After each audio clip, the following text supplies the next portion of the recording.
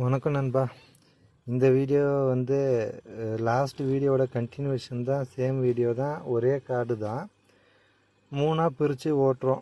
இந்த வீடியோவில் என்னென்ன பேச போகிறோன்னா, இந்த மாதிரி வயக்காட்டில் ஏன் ஒரே நேரத்தை மூணாக பிரித்து ஓட்டுறோம் அப்படின்னு ஒரு விஷயம். லாஸ்ட் வீடியோவில் ஒரு நண்பர் கேட்டிருந்தார், 475 வந்து 575க்கு ஈக்குவலாக பர்ஃபார்மன்ஸ் கொடுக்குமா ப்ரோன்னு கேட்டிருந்தார். அதுக்கு ஒரு ஆன்சரும் சொல்லிடலாம். அப்புறம் இந்த வண்டி எவ்வளோக்கு எடுத்தோம், என்ன மாடலு, இதை பற்றியும் கொஞ்சம் சொல்லிடலாம் ப்ரோ. ஃபஸ்ட்டு இந்த வண்டி பார்த்திங்கன்னா 2020 டிசம்பர் மேனுஃபேக்சரு, 21 ரெஜிஸ்ட்ரேஷன் பண்ணியிருந்தாங்க. நம்ம செகண்ட் ஹேண்டில் எடுத்தோம். நம்ம எடுத்தது பார்த்திங்கன்னா 4.5க்கு எடுத்தோம் ப்ரோ. ரேட்டு வண்டி நல்லா தான் இருக்குது. சின்ன சின்ன ஆயில் சேஞ்ச் பண்ணுறது, சின்ன சின்ன வேலை தான் இருந்தது. மற்றபடி பெரிய வேலை எதுவும் இப்போதைக்கு இல்லை.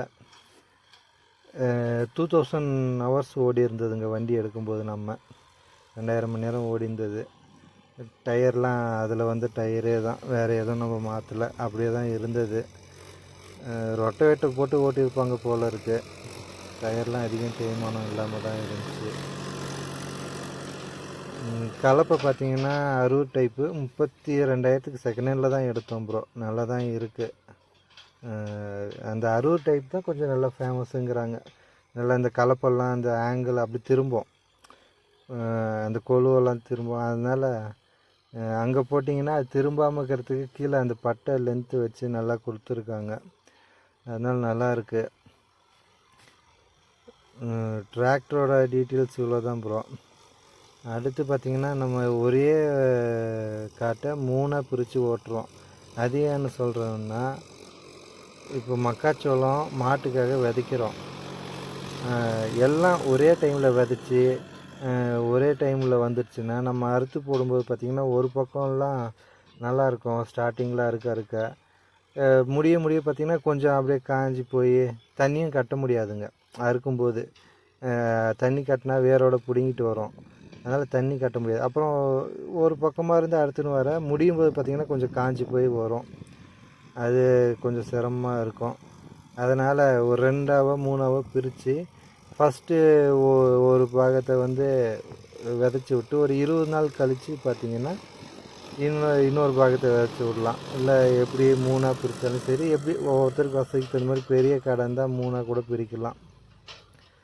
அப்போ ஒரு பாகத்தை அறுத்து முடிச்சுட்டு வர்றதுக்குள்ளே ஒரு 20 நாள் கழித்து போடுற, 30 நாள் கழித்து போடுற இன்னொரு பாகம் கரெக்டாக வரும். அதை அறுக்கிறதுக்கு கரெக்டாக இருக்கும் நண்பா. அதனால் இந்த மாதிரி நாங்கள் பண்ணுறோம். நீங்கள்லாம் எப்படி மாட்டுக்கு சோளத்தை விதைச்சி போடுவீங்களே என்னன்னு சொல்லுங்கள். நல்லா பால் கொடுக்குது நண்பா. இந்த மாட்டுக்கு மக்காச்சோளத்தை விதைச்சி விட்டாக்க வெறும் செஞ்சோளம் இந்த மாதிரி மற்றது போடுறத விட மக்காச்சோளம் நல்லா பால் கொடுக்குது, மாடும் நல்லா சாப்பிடுது நண்பா.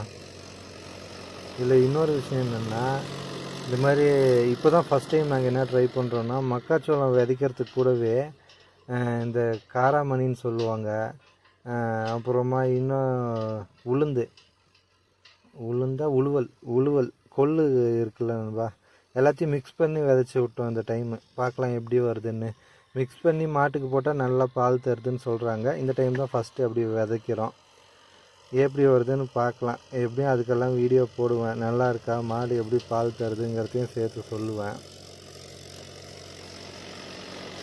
அப்புறம் ஒரு நண்பர், மூணாவது விஷயம் வந்து ஒரு நண்பர் கேட்டிருந்தார் நண்பா லாஸ்ட் வீடியோவில், இந்த 475 வந்து 575க்கு ஈக்குவலாக பர்ஃபார்மன்ஸ் கொடுக்குமா ப்ரோ அப்படின்னு கேட்டிருந்தார். எனக்கு தெரிஞ்சு ஒரு 90% கொடுக்கும். ஏன் அப்படின்னா, இது 45 ஹெச்பிங்க, 45 ஹெச்பி, அது வந்து 42 ஹெச்பி தான். பெரிய வித்தியாசம் ஒன்றும் கிடையாது, ஒரு 3 ஹெச்பி தான். அதனால் பெரிய பர்ஃபார்மன்ஸ் டிஃப்ரெண்ட் எல்லாம் இருக்காது. கிட்டத்தட்ட சேம். இதுலேருந்து ஒரு 90% பவர் அந்த இன்ஜினும் கொடுக்கும். இதில் வந்து சேம் என்ஜின் தான் சொல்கிறாங்க. ரெண்டுத்துக்கும் ஒரே என்ஜின் தான். பார்க்குறதுக்கு சைஸ் எல்லாம் ஒரே மாதிரி தான் இருக்கும். இந்த ஸ்ட்ரோக் லென்த்து அந்த மாதிரி ஒரு சின்ன ஏதோ வித்தியாசம் கொடுத்துருப்பாங்க. அதனால் ஹெச்பி இதில் கூட்டி கொடுத்துருப்பாங்க, அதில் கம்மியாக இருக்கும். மற்றபடி பார்த்திங்கன்னா எல்லாம் சேம் என்ஜின் தான்.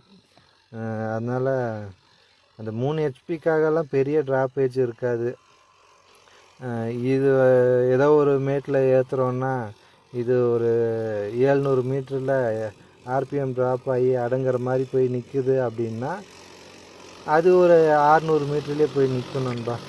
அந்த ஒரு 100 மீட்டருக்கு வந்து இது தாக்கு பிடிக்கும். அது வந்து கொஞ்சம் முன்னாடியே ஆர்பிஎம் ட்ராப் ஆகும். மற்றபடி இந்த 9 கொலுவுக்கு 5 கலப்பை ரொட்டவேட்ரு எல்லாமே நல்லா ஓட்டலாம். 475லவே நல்லா தான் இருக்குது, ஒரு பெரிய பிரச்சனையும் இல்லை. இதில் கிடைக்கிற அதே டெப்த்து அதுலேயும் எடுக்கலாம். என்ன அந்த டயர் வந்து நல்லா இருக்கணும் நண்பா. டயர் வந்து பார்த்திங்கன்னா நல்ல பட்டன் இருந்துச்சுன்னா ஸ்லிப்பேஜ் கம்மியாகும். அதனால் பார்த்திங்கன்னா நல்லா ட்ராக்ஷன் கிடைக்கும். என்ஜின்லேருந்து வர்ற பவரை நல்லா யூட்டிலைஸ் பண்ணிக்கலாம். அப்படி இல்லைன்னா டயர் ஸ்லிப் ஆகுதுன்னா நீங்கள் 50 ஹெச்பி 60 ஹெச்பி போனாலுமே வேஸ்ட்டு தான் நண்பா.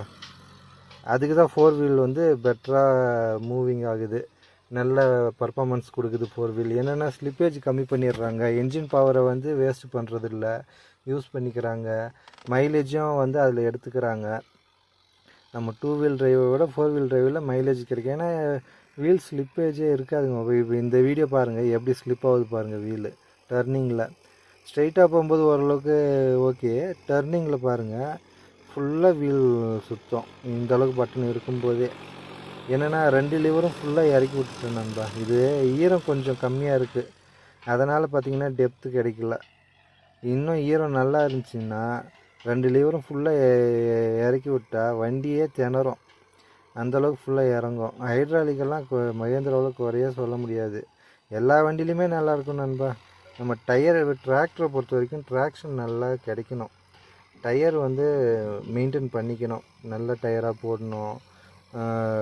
டயர் பட்டன் இருந்துச்சுன்னா நம்ம மைலேஜ் எடுத்துக்கலாம். என்ஜின் வந்து சும்மா வீல் சுற்றுறதுக்கு பதில் நமக்கு வந்து டிஸ்டன்ஸை வந்து கவர் பண்ணோம். இதில் பார்த்திங்கன்னா டயர் ரேடியல் டயர் வந்து நல்லா இருக்குங்கிறாங்க. இதை விட இன்னும் கொஞ்சம் க்ரிப்பு நல்லா கிடைக்கும்.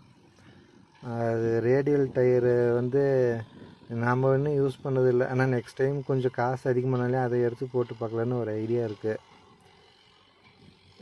லாஸ்ட் வீடியோவில் கொஞ்சம் கேட்டிருந்தேன், இந்த மாதிரி ரொட்டவேட்ரு செகண்ட் ஹேண்டில் எடுக்கலாமா.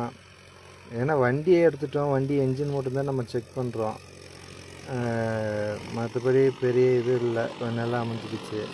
ரொட்டவேட்ரு வந்து எங்களுக்கு தெரிஞ்ச அண்ணா அவர் தான் முன்னாடி எங்களுக்கு தோட்டத்துக்கு ஓட்டுவாருங்க. ஒரு ரொட்டவேட்ரு மட்டும் செகண்ட் ஹேண்டில் எடுக்க வேணாம், அது ஏதோ சின்ன சின்ன வேலை வச்சுட்டே இருக்கும், போகிறது கொஞ்சம் புதுசாகவே எடுத்துருங்க, எடுக்கிறீங்க புதுசாகவே எடுத்துருங்கங்கிறாரு. பார்க்கலாம், ஏதோ ஒன்று பார்த்து எடுக்கலாம். யாராவது வீடியோ பார்க்குறவங்களுக்கு ஏதோ ஒரு ஐடியா இருந்தால் சொல்லுங்கள். வண்டி எப்படி ஓடுது, எந்த அளவுக்கு கலப்பு இறக்கி ஓட்டுறோம் அந்த மாதிரி பாருங்கள். ஆனால் வீல் ஸ்லிப்பேஜ் இருக்குது. ஏன்னா 2 சாலுக்கு மேலே ஓட்டுறோம், இது 3வது சாலு, அதனால் மண் பளபளன்னு ஆனதும் வீல் ஸ்லிப் ஆகுதுங்க நண்பா.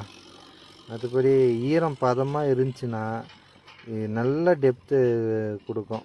நம்ம சொந்தமாக வண்டி எடுக்கிறதே எதுக்குங்க, நல்ல டெப்த்து கொடுத்து ஓட்டுறதுக்காக தான் சொந்தமாக எடுக்குது. நம்ம சொந்த ஓட்டுறதுக்கும் சரி, வெளியில் போனாலும் சரி, முடிஞ்ச அளவுக்கு டெப்த்து கொடுத்து தான் ஓட்டுது நண்பா. நம்ம வீடியோ அடிக்கடி இருக்காதுங்க. நான் ஒசூர்லேருந்து ஊருக்கு வந்துட்டு ஓட்டும்போது ஒன்று கிடைக்கும் பார்க்குறேன். இன்னும் நிறைய டெக்னிக்கலாக என்னென்ன தெரியுமோ அதெல்லாம் கேதர் பண்ணி நான் சொல்கிறேன் நண்பா.